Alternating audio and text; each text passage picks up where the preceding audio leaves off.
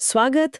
आज हमारे सामने जो दस्तावेज है वो पहली नज़र में शायद थोड़े सूखे लगें। ये स्वास्थ्य से जुड़े खास दिनों की एक लिस्ट है।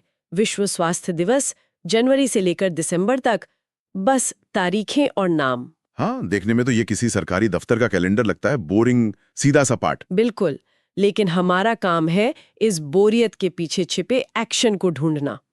ये सिर्फ एक लिस्ट नहीं बल्कि एक नक्शा है।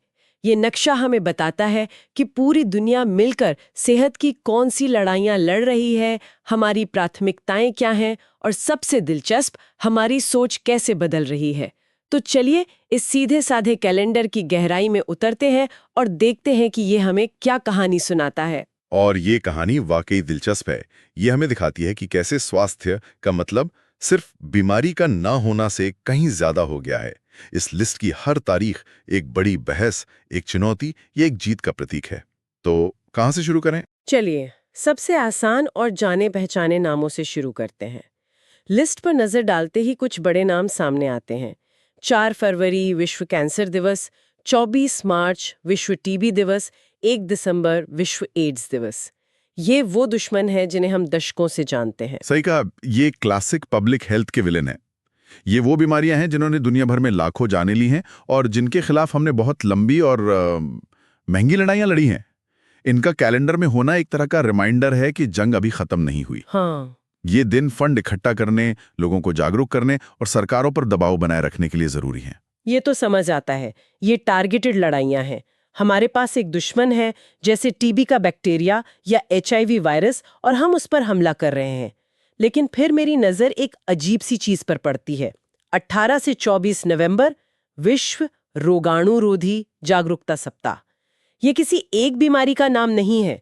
ये कुछ अलग है। आपने बिल्कुल सही नस पकड़ी है। यहीं से कहानी दिलचस्प होनी शुरू होती है। ये किसी एक दुश्मन के बारे में नहीं है, ये पूरी लड़ाई के सिस्टम के ढह जाने के खतरे के बारे में है। रोगाणुरोधी प्रतिरोध या एंटी माइक्रोबियल रेजिस्टेंस का मतलब है कि हमारी दवाइयां, खासकर एंटीबायोटिक्स, कीटाणुओं पर काम करना बंद कर रही हैं। एक मिनट, मतलब हमारी दवाइयां बेकार हो रही हैं। बेकार से भी बदतर। वो कूड़ा बन रही हैं। इसे ऐसे समझिए कि चोरों ने हमारे हर ताले की चाबी बना ली है। एंटीबायोटिक्स हमारे ताले थे जो हमें संक्रमण से बचाते थे, और अब वो किसी काम के नहीं रहे। बाप रे। अगर ऐसा होता रहा तो एक मामूली सी खरोच या छोटा सा ऑपरेशन भी जानलेवा हो सकता है, क्योंकि हमारे पास उसे रोकने का हथियार ही नहीं बचेगा। इसीलिए इसे एक दिन नहीं, पूरा हफ्ता दिया गया है। ये एक धीमी गति से आ रही सुनामी है। ये तो डरावना है। तो एक तरफ हम कैंसर और एड्स जैसी बीमारियों से लड़ रहे हैं, और दूसरी तरफ हमें अपने हथियारों को ही बचाने की नौबत आ गई है। बिल्कुल, ये हमें बताता है कि स्वास्थ्य की लड़ाई सिर्फ बीमारियों को हराने की नहीं है, बल्कि उस पूरे मेडिकल सिस्टम को बचाने की भी है जिस पर हम निर्भर करते हैं। अच्छा, अगर हम सिस्टम को बचाने की ही बात कर रहे हैं तो इस लिस्ट में एक और चीज है जो बहुत ही बुनियादी लगती है। 5 मई विश्व हाथ स्वच्छता दिवस, और फिर 15 अक्टूबर वैश्विक हाथ धुलाई दिवस। मतलब हाथ धोने के लिए साल में 2-2 दिन, ये कुछ ज्यादा नहीं हो गया? पहली नजर में ऐसा ही लगता है, लेकिन यहां भी एक गहरी सोच है। ये रोकथाम यानी प्रिवेंशन के महत्व को दिखाता है। हाथ धोना सबसे सस्ता और सबसे असरदार तरीका है बीमारियों को रोकने का, और ये 2 दिन अलग अलग लोगों के लिए हैं। अच्छा। हाँ, 5 मई का हैंड हाइजीन डे खास तौर पर अस्पतालों और क्लिनिकों के लिए है, डॉक्टर, नर्स और हेल्थ केयर स्टाफ के लिए, क्योंकि वहां संक्रमण का खतरा सबसे ज्यादा होता है। अच्छा, तो वो प्रोफेशनल लोगों के लिए है। और दूसरा वाला?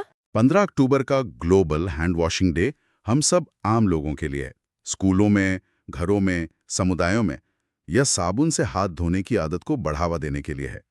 तो यह दोहराव नहीं है, बल्कि एक ही जरूरी संदेश को 2 अलग-अलग और बहुत महत्वपूर्ण जगहों पर पहुंचाने की कोशिश है। ये तो बहुत स्मार्ट तरीका है। और इसी से मिलती जुलती एक और तारीख है 17 सितंबर विश्व रोगी सुरक्षा दिवस। ये भी किसी बीमारी के बारे में नहीं है, ये फिर से सिस्टम की बात कर रहा है ना? एकदम। रोगी सुरक्षा का मतलब है कि जो इंसान इलाज के लिए अस्पताल आया है, उसे इलाज की वजह से कोई और नुकसान न पहुंचे। इसे एक एयरलाइन की तरह सोचिए। पायलट सिर्फ प्लेन उड़ाने पर ध्यान नहीं देता, वो एक लंबी चेकलिस्ट फॉलो करता है ताकि कोई गलती ना हो।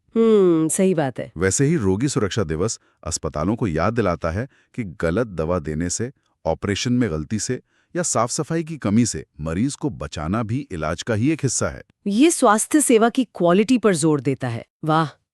तो हम बीमारियों से आगे बढ़कर पूरे सिस्टम और हमारी आदतों को ठीक करने की बात कर रहे हैं। लेकिन ये लिस्ट तो और भी आगे जाती है।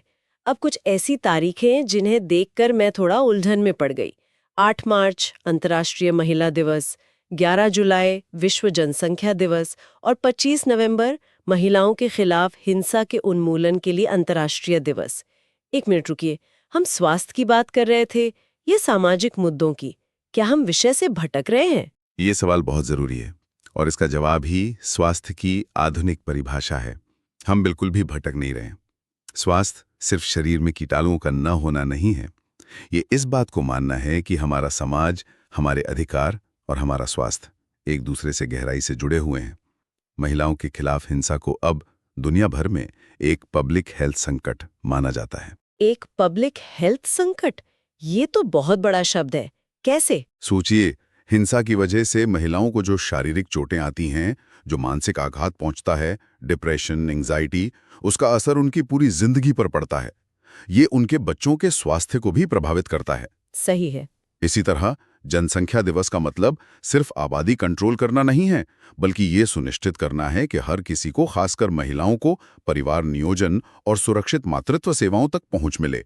ये दिन हमें चीख-चीख कर याद दिलाते हैं कि बिना सामाजिक न्याय और समानता के हम एक स्वस्थ समाज की कल्पना भी नहीं कर सकते। अच्छा, अब समझ में आया। यानी एक इंसान का स्वास्थ्य उसके आसपास के समाज से अलग नहीं किया जा सकता।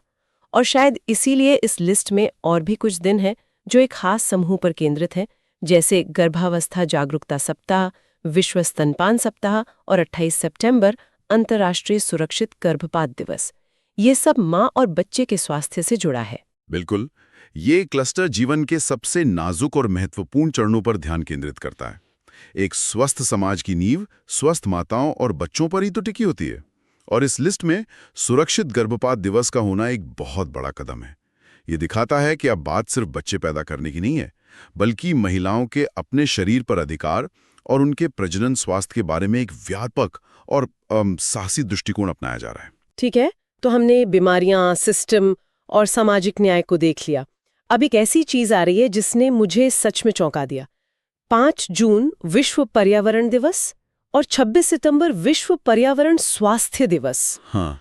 पर्यावरण स्वास्थ्य के कैलेंडर में?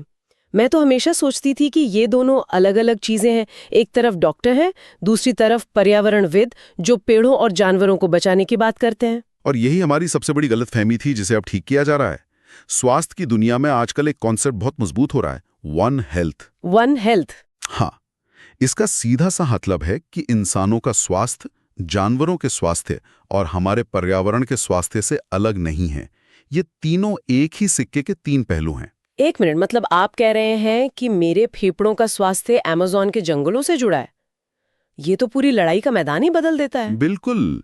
सोचिए, हवा में प्रदूषण बढ़ता है तो अस्थमा और फेफड़ों की बीमारियां बढ़ती हैं। पानी गंदा होता है तो हैजा और टाइफॉइड फैलता है। जब जंगल कटते हैं और जानवर इंसानों के करीब आते हैं तो कोविड-19 जैसी नई बीमारियां पैदा होती हैं। जलवायु परिवर्तन की वजह से गर्मी बढ़ रही है, जिससे डेंगू और मलेरिया फैलाने वाले मच्छर और ज्यादा इलाकों में फैल रहे हैं। इन दिनों का स्वास्थ्य कैलेंडर में होना इस बात की स्वीकृति है कि हम एक स्वस्थ ग्रह के बिना स्वस्थ इंसान नहीं हो सकते। डॉक्टर को अब मौसम का हाल भी जानना पड़ेगा। ये तो दिमाग घुमा देने वाली बात है। इसका मतलब है कि स्वास्थ्य अब सिर्फ क्लिनिक या अस्पताल तक सीमित नहीं रहा। ये हमारे शहरों, जंगलों, नदियों सबसे जुड़ गया है। ठीक यही बात है। हम सब एक बड़े मकड़ी के जाले का हिस्सा है। एक धागा खींचने से पूरा जाला हिल जाता है। और आखिर में एक और क्लस्टर जिस पर ध्यान देना जरूरी है, 10 अक्टूबर विश्व मानसिक स्वास्थ्य दिवस और 10 सितंबर विश्व आत्महत्या रोकथाम दिवस। ये भी मुझे अपेक्षाकृत एक नया फोकस लगता है। शायद कुछ दशक पहले ये कैलेंडर का हिस्सा नहीं होता। आप बिल्कुल सही हैं। ये शायद स्वास्थ्य की सोच में आया सबसे बड़ा और जरूरी बदलाव है। दशकों तक मानसिक स्वास्थ्य को नजरअंदाज किया गया, उसे एक कलंक माना गया। लोग इस पर बात करने से डरते थे। हाँ, बिल्कुल। लेकिन अब दुनिया ये मान रही है कि मानसिक स्वास्थ्य के बिना शारीरिक स्वास्थ्य अधूरा है। ये दिन उस चुप्पी को तोड़ने और लोगों को ये बताने के लिए है कि मदद मांगना ठीक है, और आत्महत्या रोकथाम दिवस का होना इस कड़वी सच्चाई को स्वीकार करना है कि मानसिक पीड़ा जानलेवा हो सकती है और हमें इसे उतनी ही गंभीरता से लेना होगा जितना हम हार्ट अटैक को लेते हैं। तो इस पूरी बातचीत का क्या मतलब निकलता है? जो एक साधारण बोरिंग लिस्ट लग रही थी, वो असल में पिछले 50-60 सालों में हमारी सोच कैसे बदली है, उसका एक टाइम कैप्सूल निकला। बिल्कुल। हमने बड़ी बड़ी संक्रामक बीमारियों से लड़ना शुरू किया, फिर हमारा ध्यान कैंसर और डायबिटीज जैसी लाइफस्टाइल बीमारियों पर गया। फिर हमें एहसास हुआ कि हमारा हेल्थ सिस्टम खुद बीमार हो सकता है, तो हमने उसे ठीक करने पर ध्यान दिया। फिर हमने समझा कि स्वास्थ्य सामाजिक न्याय के बिना अधूरा है। और अब हम ये मान रहे हैं कि हमारा स्वास्थ्य इस ग्रह के स्वास्थ्य और हमारे मन के स्वास्थ्य से भी जुड़ा है। वाह! तो ये लिस्ट सिर्फ तारीखों का संग्रह नहीं, बल्कि स्वास्थ्य की एक पूरी यात्रा है। ये हमें बताती है कि स्वस्थ होने का मतलब अब सिर्फ बीमारी से बचना नहीं है, बल्कि शारीरिक, मानसिक और सामाजिक रूप से एक बेहतर जीवन जीना है। हाँ, और ये दिखाता है कि हर चीज आपस में जुड़ी हुई है। एक महिला का स्वास्थ्य उसके खिलाफ होने वाली हिंसा से प्रभावित होता है, एक बच्चे का स्वास्थ्य उसकी मां पर निर्भर करता है, और हम सबका स्वास्थ्य इस धरती पर निर्भर करता है। यहाँ सोचने के लिए एक अंतिम विचार है। इस लिस्ट का आखिरी दिन 5 दिसंबर है, जिसे FCHV दिवस के रूप में मार्क किया गया है। और सबसे दिलचस्प बात यह है कि हमारे स्रोत ये नहीं बताते कि FCHV का पूरा मतलब क्या है। ये एक रहस्य है। ये एक बहुत ही शक्तिशाली सवाल छोड़ जाता है। यह दिन किन गुमनाम स्वास्थ्य नायकों का सम्मान करता होगा? शायद ये वो लोग हैं जो दूर दराज के गांवों में टीके लगाते हैं, या वो महिलाएं जो घर घर जाकर पोषण के बारे में बताती हैं। हो सकता है। इसका इस वैश्विक सूची में शामिल होना हमें क्या बताता है?